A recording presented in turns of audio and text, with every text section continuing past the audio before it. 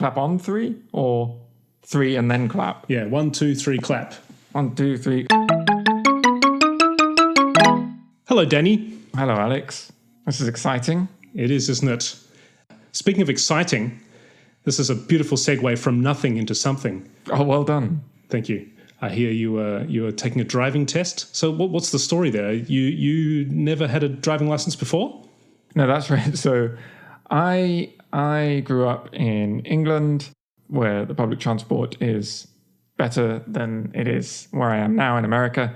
And I did actually take lessons.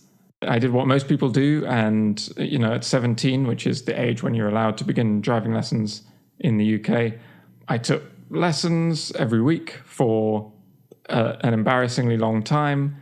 And then I went off to university, and I was at Oxford Brookes at first. So I was in Oxford, where you don't need a car. A bicycle will get you anywhere you want to go. And you can probably walk most places for that matter. So, after that, I never found I needed a car. You've got 2 years after taking the theory test in which you have to take the practical test. I see. So that 2 years expired, at which point it was even less likely that I was going to bother to take my practical test because I had to retake the theory test in order to do it. Right. Actually, that's not quite true. Before it expired, 1 week before it expired to be precise, I did take the practical test once and I failed. Nice.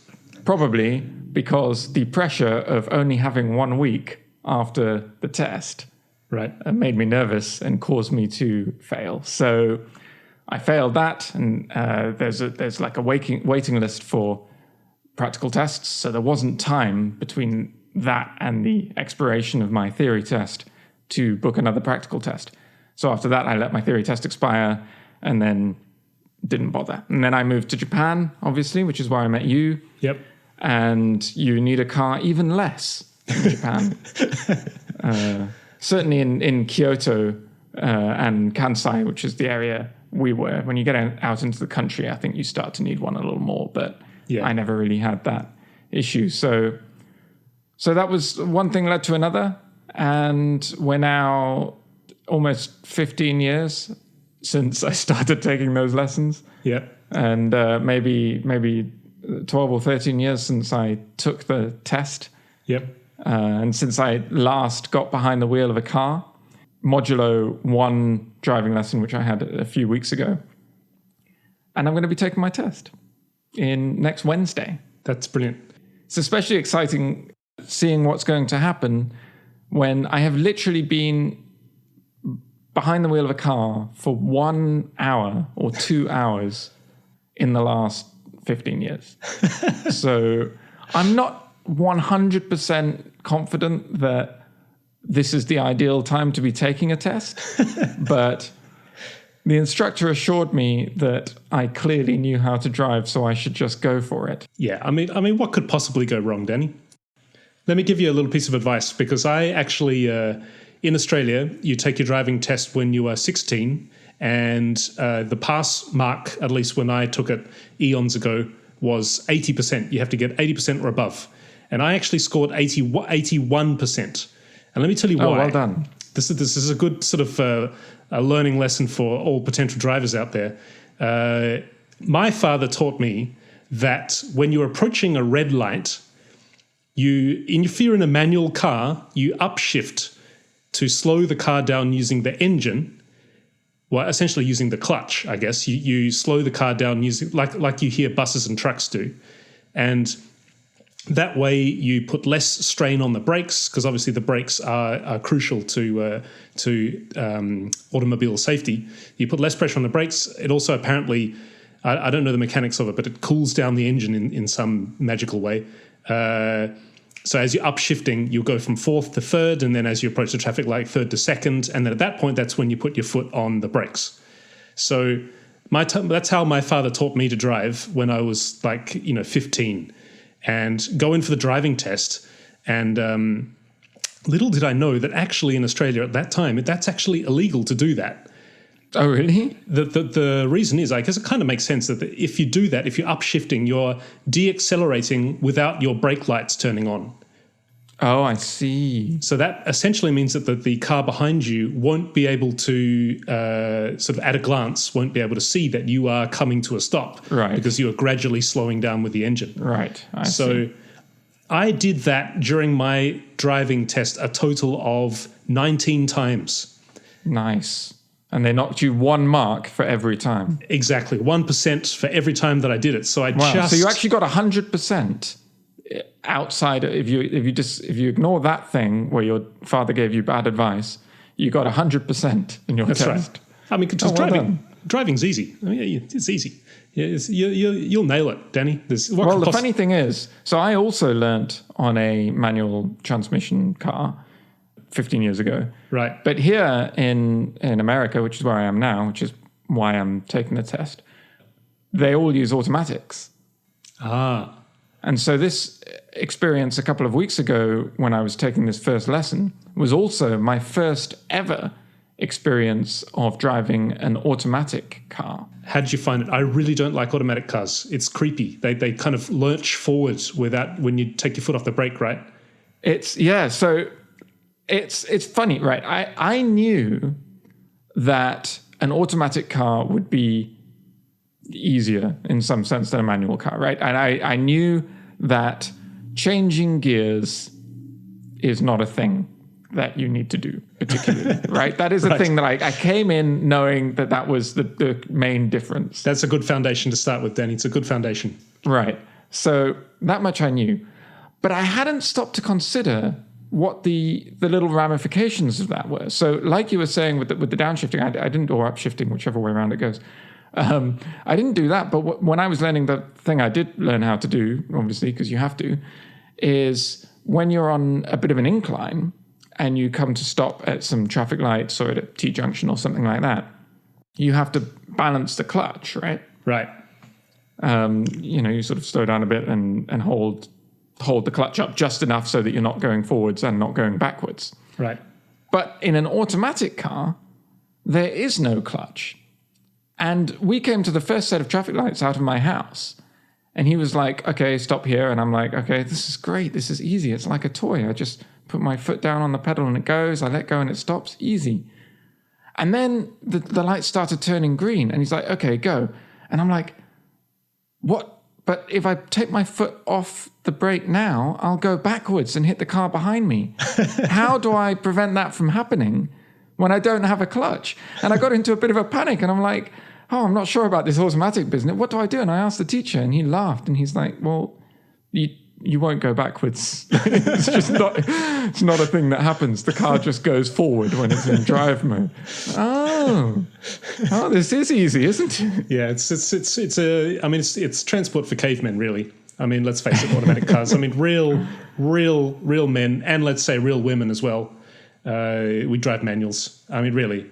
Of course, you say that until you get stuck in a traffic jam and you're sitting there like feathering the clutch the whole way for like an hour, swearing at how much you wish you had an automatic. That's when the man and the woman in us sort of just sort of flies away for a brief moment. But other than that, you'll be fine. I can't say I'm massively surprised that is your opinion. But I have to, I mean, obviously they say that automatics are better for the environment, and I definitely feel like it was a lot easier getting into a car after 15 years, without having driven at all, and then just booking my test straight away.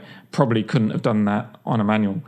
I did quite enjoy the clutch control and all the rest of it that came with a manual car when I was taking lessons back in England. But I don't expect I will be buying a manual here. I think I will live with the automatic for now. Was the left-hand side drive, right-hand side drive, was that an issue for you? You know what? It made zero difference. That's amazing. How is that? Because that's one thing because I'm at the moment, I'm in the middle of a transition to, hopefully, but who knows, but potentially Europe.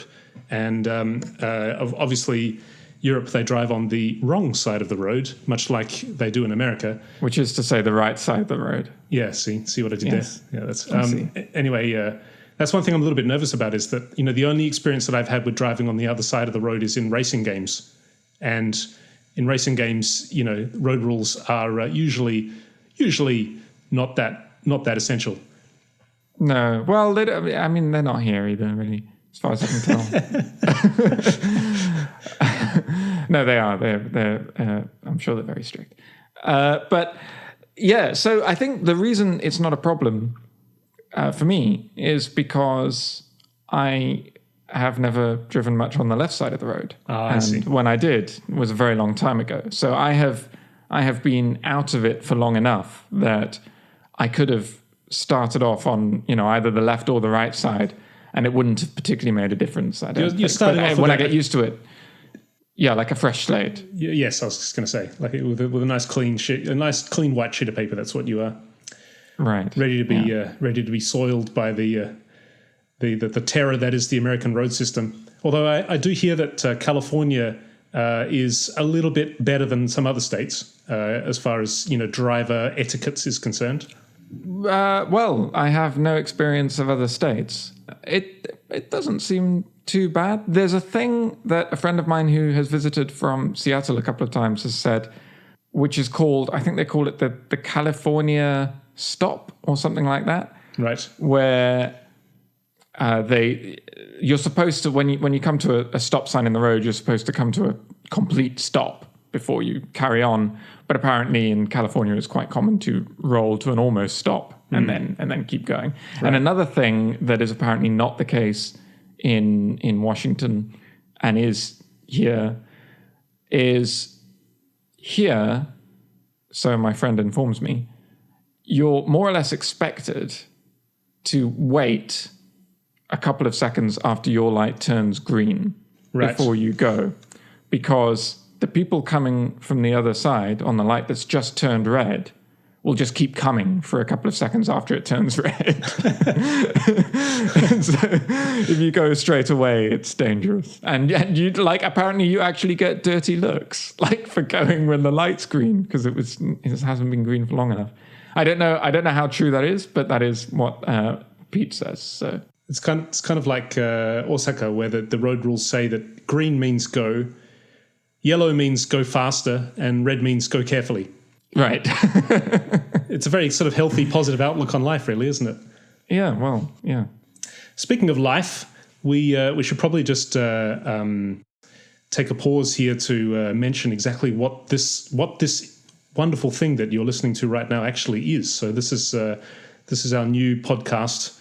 It's called Station 13 because of the legacy of the conversations that we used to have on our way back from our common workplace in Kyoto in Japan to Osaka. There is a station on a certain train line mysteriously called 13. It's not even called, that station isn't even called number 13 and there's no other numbered station. It's just 13. In fact, the whole area is just called 13, isn't it? It's kind of that they really, those samurais really ran out of ideas that day, didn't they? It's like, well, what are we going to call it? You'd expect there to be a 12 and a 14, but there isn't. It's just right in the middle of all of these other sort of very standard, you've got all these, most of these Japanese names have some kind of reference to nature or reference to landscape, and then you've got 13. And I don't know what was happening that day for the samurai, but they just ran out of time and said, okay, what do you want to call it? I don't know. We'll just call it 13. Okay, that'll do. One thing that we should probably apologize is that this is being our first episode. There are still a few technical, the first time that we're doing this. So I'm actually shouting into the side of my MacBook Pro right now. And I believe you're one step ahead of the game there, Danny, with a nice microphone purchase. I have splashed out and bought a microphone, which is apparently the microphone that these podcasting people buy, the Blue Yeti, for those keeping track. But I still haven't completely figured it out, so I don't know how my levels are, and there seems to be a bit of a buzzing, and you will see how it comes out in the edit. But yeah, this is the first time, so... Yeah, you do sound extremely professional. Thank you very much. So that's good. Now, you had mentioned earlier that actually you're at the moment, and actually people who follow the millions of followers that you have on Twitter will also be able to attest that right now you're in the process of actually migrating mail servers. Yeah, that's something I've been thinking of doing for a long time. I started using Gmail probably about the time I failed my driving test, actually. It's all coming together. About 12 years ago. And, it really went downhill from there. And I think that long ago, they had their Google Apps suite, which I think they now market as Google Apps for Business or something like that. But they used to have a business one and a personal one. And the personal one was free, but you could attach your own domain name to it. And you would get all the niceties of Gmail, but you could set up unlimited email accounts. And there were also no adverts in, the normal standard Gmail interface has adverts at the top of the inbox, I believe. Right. But this version doesn't. And it still doesn't, actually. I don't know if I've been grandfathered in or quite how this happened, because I believe that the closest equivalent you can sign up to now, Google Apps for Business, costs money for each account that you make. Right. But the version that I've held on to for all this time didn't. And that was part of the reason I held on to it, because I thought if I let it go, I might not get it back. But, well, everyone knows about Google. Right. There's obviously, I'm not seeing adverts, but that doesn't necessarily mean that they're advertising. Background jobs are not scanning my emails to determine what adverts to show me in other contexts. Right. And then there was recently a controversy is maybe a bit strong, but there was an issue with a service called Unroll.me. Did you hear about that? No, I didn't. What's that about? So there's a service called Unroll.me, which the idea was that you would give it access to your email, and every time you got a receipt from some service that could send you online receipts, such as Amazon or Lyft or Uber, which are obviously very popular here, or similar services, you would get a receipt and it would pick up on these and pull out the information and then make like a personal finance database or something that you could look up. You could track all your receipts, essentially, which is a convenient service. But obviously, you have to give them access to all your email for them, and they're scanning the bodies of your emails in order to achieve this, right? Right. Now, it turns out that they were selling that information to other companies.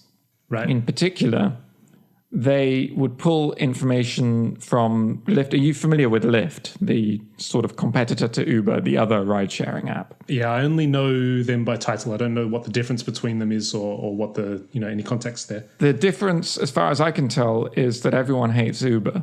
Right. But as services go, they're more or less the same. I've switched to Lyft, as a lot of people have. And I think I slightly prefer the app, but there's not very much difference. Oh, another difference is that Lyft allows you to tip drivers, whereas Uber doesn't. Oh, I see. Anyway, this Unroll.me service would pull out information from Lyft's receipt emails, right, and sell it to Uber. Wow. So Uber could look and see where Lyft was successful, where they were picking people up and dropping them off.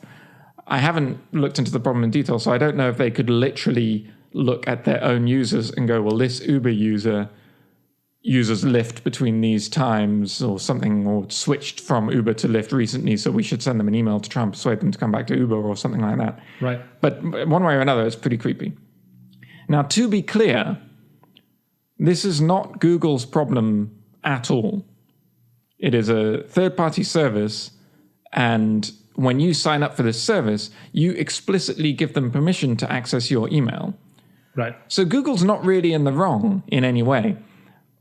But just sort of the appearance of this story on my newsfeed is what reminded me of how slightly uncomfortable I was about what was happening with my email anyway. Right. The other thing is that there was a major, it's a slight tangent, but there was a major password leak recently. And maybe another time we should have a longer conversation about passwords and password managers and finding out whether your password has been leaked, because it's quite an interesting topic in its own right. But I got an email from the service Have I Been Pawned, which is a good way to find out if your password has been leaked. And it told me that my password was one of a number that had been leaked. So I was going through a process of auditing the services I was using and changing all my passwords and making sure that was all okay. Right. In response to this. And so this question about my email came up at the same time. I thought, well, maybe while I'm going through all this security stuff, now would be a good opportunity to think about what I want to do with my email. Right. And I know that for years you have been using Fastmail, which is an Australian email service, right? That's right. Yeah, actually, I don't use it specifically because it was Australian. I actually, when was it? Like around 99 or 2000, I think. I had just come off Hotmail, I believe, at that stage. I don't remember. Anyway, yeah, and I was also looking for a new email service, and one of my friends pointed me towards Fastmail. And for those who don't know, at least in those days, the defining difference between Fastmail versus all of the other free email services that were out there back then, of course, the big juggernaut being Hotmail back then, was that Fastmail was capped and limited. It limited the amount of bandwidth that you could actually use on a monthly basis for sending and receiving emails. And I remember at the time, most of the other email services out there were sort of unlimited, free, everything free forever, that kind of stuff. And something just resonated with me, the idea of this service where they would limit bandwidth essentially so that they could guarantee stability and they could guarantee uptime and they can guarantee sort of speed. I think it's also the same with free web hosting. Free web hosting sort of works the same way. You've got two types. There's the unlimited storage.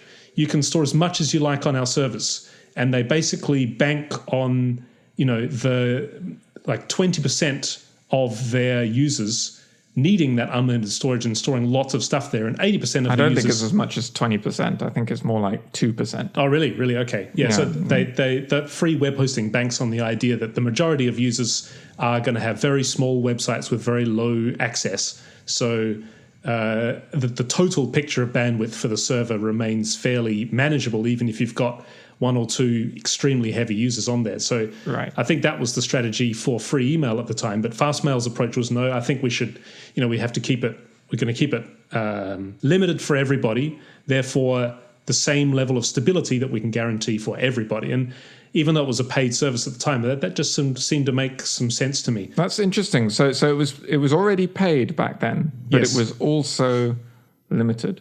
There was, I think when I first joined, there was a free tier that was something very, very meager as far as the amount that you could send and receive a month.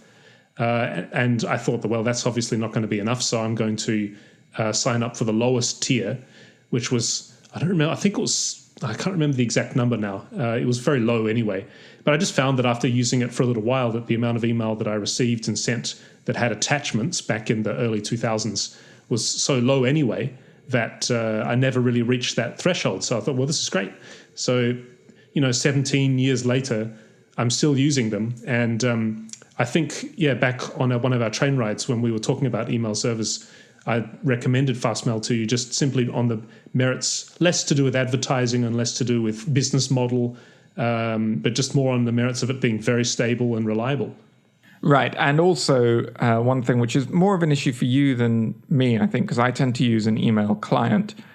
But for you, you're a big fan of the web interface, right?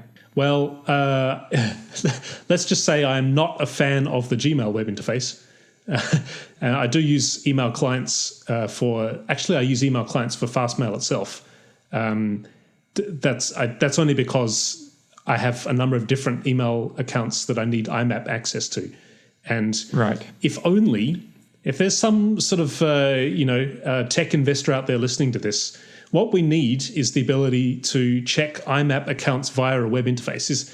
That must be technically extremely difficult because nobody's done it.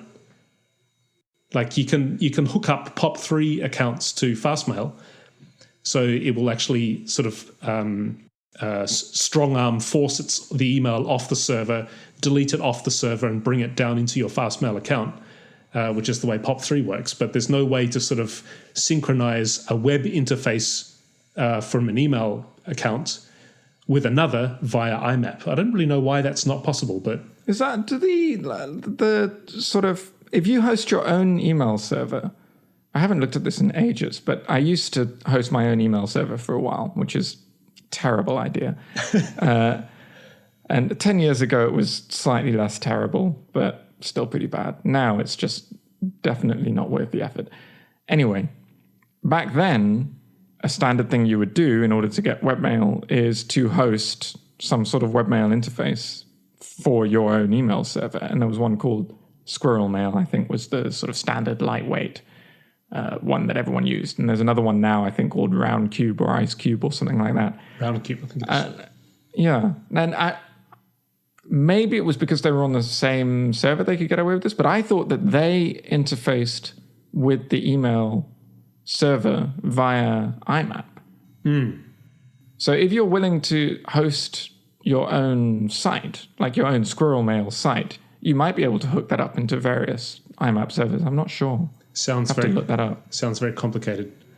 Yeah, I don't know about then taking that and then making it a service that anyone can just put in their own server's IMAP details and just use, rather than everyone having to run their own web server to get webmail. So what? How's the migration going from Gmail to Fastmail then? So, well, slowly. It's interesting. I made 2 accounts, one for my wife and one for myself. And her account, she only recently switched to using an email address that was under my domain name anyway. So she has an old @gmail.com email address, which she still uses and which is obviously still on Gmail. Right.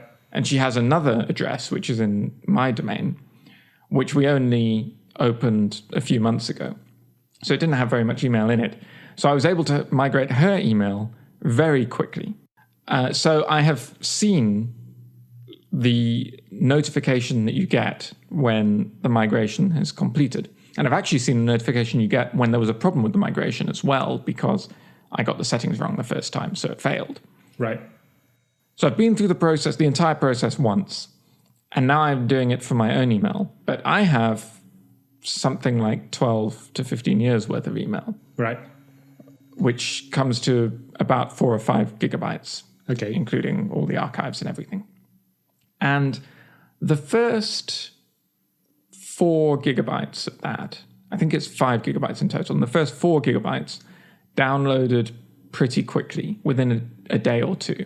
Right. And I can look on the bottom of the folders panel in Fastmail, and it says you've used, 3,994 megabytes out of 25 gigabytes or whatever it is. And in Gmail, I can look at the bottom and it's saying you're using 5 gigabytes out of 15 gigabytes, I think is my limit on Gmail, which is less, interestingly. Because it used to be the thing with Gmail, right? Because they gave you tons more than anyone else. But yeah. Anyway, so I'm still about a gig off what Gmail is reporting as the total space used by my email. Right.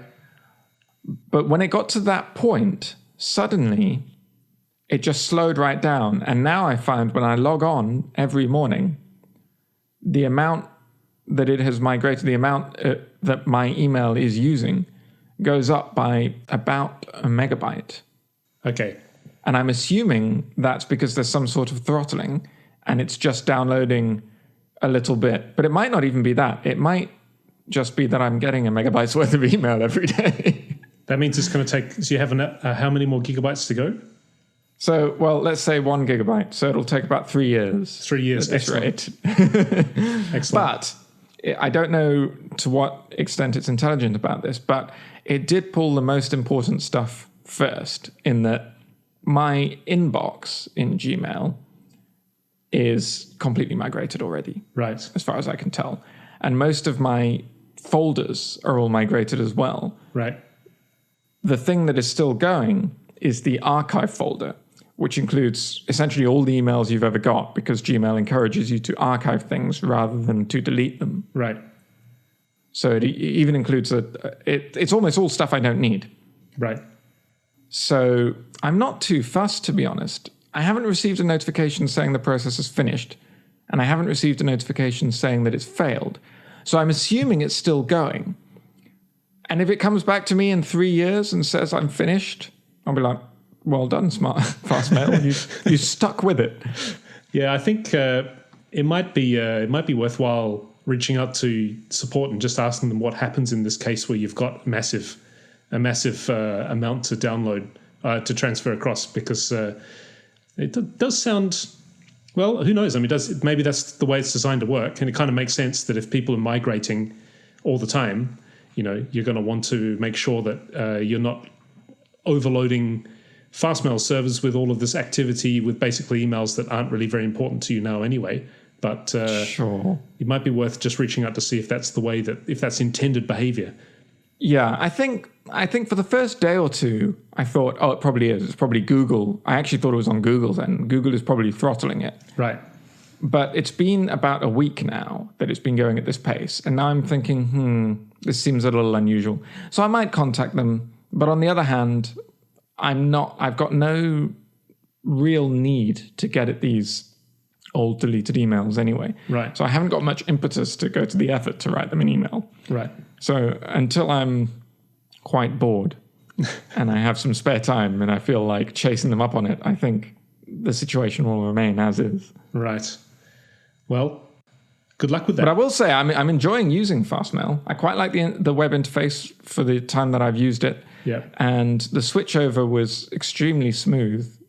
I told my wife that I was going to be doing it, and I set it up while she was in the bath. I just did the whole thing. And then a couple of days later, she came up to me and she said, didn't you say you were going to switch the email servers over? When are you going to do that? And I said, oh, no, I already did it a couple of days ago. And she hadn't even noticed because I'd switched over her client. Oh, I see. Everything just carried on working. Oh, that's great. So, very smooth in that respect. Right. No complaints so far. It is a paid service. It's my first time ever, I think, paying for email. I think, but it's not all that much. Yeah, I think we're coming to the point with technology these days where certainly game monetization has seen the best and the worst of this whole idea of reeling people in with free plans that essentially down the road, because it's a business and businesses obviously need people to maintain things and to run them, and those people need to be compensated for their time. And so obviously making money is going to be the business's end goal, of course. And some businesses this is a whole another discussion, of course, but right. This is huge. Yeah, some businesses can make it work, but there is something to be said for the simple sort of premium traditional idea of paying something for a service, which kind of sounds funny when you put it like that, because that's the way that, other than electronic commerce, that's the way most other things work. But right. Certainly with email, I with Gmail, I think it's like 10 years ago, basically, when everybody was jumping onto the Gmail bandwagon, I had a look at it and I just thought, well, what would I do if Fastmail went down? I would be in a fair amount of trouble. I have all of my emails on there. So I think it's fair to say that I rely on this company. So, if they go down and that causes me a lot of trouble, then I guess, I'm actually helping out myself by helping out them with a little bit of revenue. I'm not much, of course, but a little bit of revenue. If that's what's going to keep my email stable, then that's good for me. And so that was the point that I came to with when everybody was moving on to Gmail, and Gmail was the hot thing. Where I just sort of thought, well, it's probably still worthwhile continuing with this company, even though it costs me, simply because if that gives me the peace of mind to know that I did my part in keeping that company stable, and they do their part in keeping my email stable, then it all works out. I suppose so. I mean, I'm not sure whether I'd be willing to bet that Fastmail is the more likely to stay alive and not go down as a business and not lose your email than Google is. Of course, that's true. That's true. But and one of the nice things about email, which again is a whole other topic, we've got plenty of fodder for future episodes, is that email is, as all the old internet protocols, in general, most of them are, it's a distributed, decentralized model where it is very easy to transfer all of your emails from one server to another. Right. And indeed from a server down to your local computer. Right. And so if there is a problem, you can probably quite easily migrate, which is the nice thing about email. A lot of people give email a hard time, and it has its issues, but I've got a soft spot for email. I think it has, it does a lot right. Long live email. Quite.